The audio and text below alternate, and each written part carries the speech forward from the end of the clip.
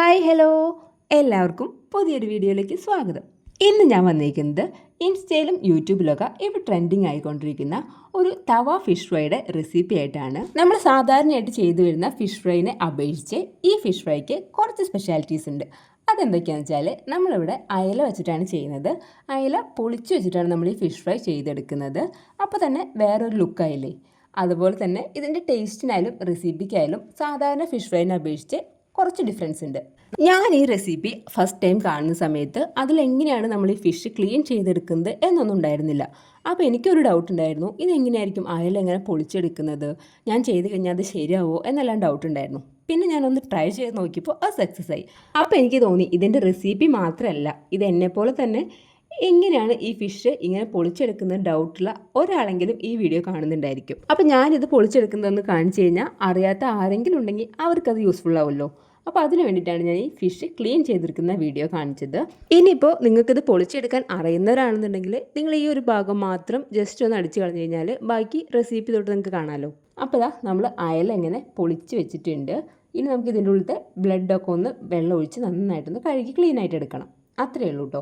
അപ്പോൾ നമ്മുടെ ഫിഷിൻ്റെ ക്ലീനിങ്ങും കാര്യങ്ങളൊക്കെ കഴിഞ്ഞു. ഇനി നമുക്ക് ഇതിൻ്റെ റെസിപ്പി നോക്കാം. ഇത് ഫിഷ് ഫ്രൈ ചെയ്യാനായിട്ട് നമുക്ക് എന്തൊക്കെ വേണം എന്ന് ഞാൻ പറയാം. ഞാനിവിടെ ഈ ഫിഷ് ഫ്രൈ ചെയ്തെടുക്കുന്നത് 2 അയല വെച്ചിട്ടാണ്. ആ 2 അയലയും ഞാൻ നടു പൊളിച്ച് ഇതുപോലെ ക്ലീൻ ചെയ്ത് വെച്ചിട്ടുണ്ട്. പിന്നെ നമുക്ക് ആവശ്യം നല്ല നൈസായിട്ട് അരിഞ്ഞെടുത്തിട്ടുള്ള സവാളയാണ്. സവാള അല്ലാന്നുണ്ടെങ്കിൽ ചതച്ചെടുത്ത ചെറിയുള്ളി ആയാലും മതി. പിന്നെ നമുക്ക് ആവശ്യം കറിവേപ്പിലാണ്. അത് ഞാൻ ജസ്റ്റ് ഒന്ന് കട്ട് ചെയ്ത് വെച്ചിട്ടുണ്ട്. മുഴുവനായിട്ട് ഇട്ടാലും കുഴപ്പമില്ല. പിന്നെ നമുക്ക് ഇതിലേക്ക് ആവശ്യം പുളിവെള്ളമാണ്. അതിനായിട്ട് കുറച്ച് പുളി എടുത്തിട്ട് വെള്ളത്തിലിട്ട് വെച്ചിട്ടുണ്ട്. പിന്നെ നമുക്ക് ആവശ്യം നല്ല പൊടിയായിട്ട് അരിഞ്ഞിട്ടുള്ള ഇഞ്ചിയാണ്. വെളുത്തുള്ളിയും കൂടെ ചേർക്കുകയാണെന്നുണ്ടെങ്കിൽ കുറച്ചും കൂടെ നല്ല സ്മെല്ലുണ്ടായിരിക്കും. ഞാനിപ്പോൾ വെളുത്തുള്ളി ചേർത്തിട്ടില്ല. ഇത്രയാണ് നമുക്ക് ഇതിലേക്ക് ആവശ്യമുള്ള സാധനങ്ങൾ. ഇതെപ്പോഴും ഒരു പരന്ന പാത്രത്തിൽ ചെയ്തെടുക്കുന്നതാണ് നല്ലത്. നമ്മൾ ഫിഷ് ഇങ്ങനെ പൊളിച്ച് വെക്കുകയാണല്ലോ, അപ്പോൾ കുറച്ച് അധികം സ്പേസ് ഇതിന് ആവശ്യമായിട്ട് വരും. അപ്പോൾ ഞാനൊരു പാൻ എടുത്ത് വെച്ചിട്ടുണ്ട്. പാൻ ചൂടായി കഴിയുമ്പോൾ അതിലേക്ക് വെളിച്ചെണ്ണ ഒഴിച്ച് കൊടുത്തിട്ടുണ്ട്. വെളിച്ചെണ്ണ എല്ലായിടത്തും ഒന്ന് പരത്തി കൊടുക്കണം. വെളിച്ചെണ്ണ ഒന്ന് ചൂടായി വരുന്ന സമയത്ത് നമുക്കതിലേക്ക് മഞ്ഞൾപ്പൊടി, കുരുമുളക് പൊടി, മുളക് പൊടി, ആവശ്യത്തിന് ഉപ്പ് ഇത്രയും ചേർത്ത് കൊടുക്കാം.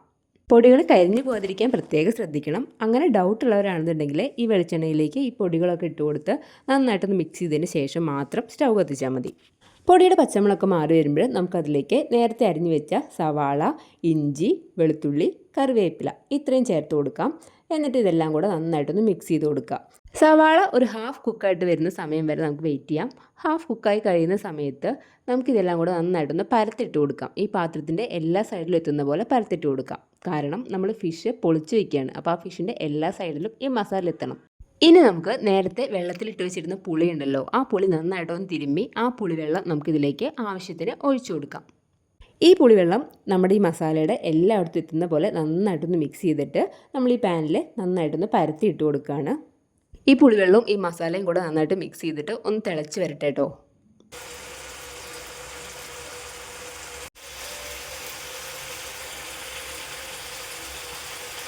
പുളിവെള്ളം ഇതുപോലെ തിളച്ച് വരുന്ന സമയത്ത് നമ്മൾ നേരത്തെ പൊളിച്ച് വെച്ചിരുന്ന നമ്മുടെ ഫിഷ് ഉണ്ടല്ലോ, അത് നമ്മൾ ഈ പാനിൽ നന്നായിട്ട് പ്രസ് ചെയ്തിട്ടൊന്ന് വെച്ച് കൊടുക്കാം.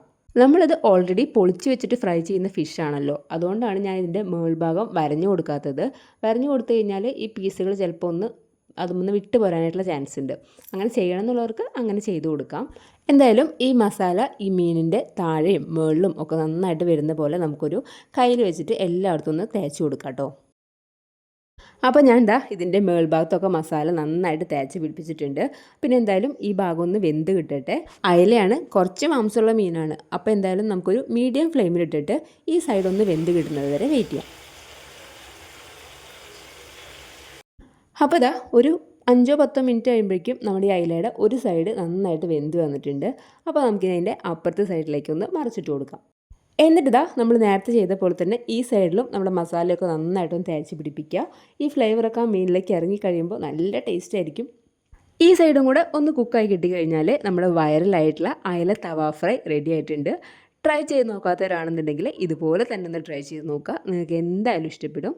അപ്പോൾ നമ്മുടെ വീഡിയോസൊക്കെ ഇഷ്ടപ്പെടുകയാണെന്നുണ്ടെങ്കിൽ ലൈക്ക് ചെയ്യുക, ഷെയർ ചെയ്യുക, കമൻറ്റ് ചെയ്യുക. അതുപോലെ തന്നെ ചാനൽ സബ്സ്ക്രൈബ് ചെയ്യാത്തവരാണെന്നുണ്ടെങ്കിൽ സബ്സ്ക്രൈബ് ചെയ്ത് ഒന്ന് സപ്പോർട്ടും കൂടെ ചെയ്യുക. പിന്നെ അടുത്ത വീഡിയോ കാണാം.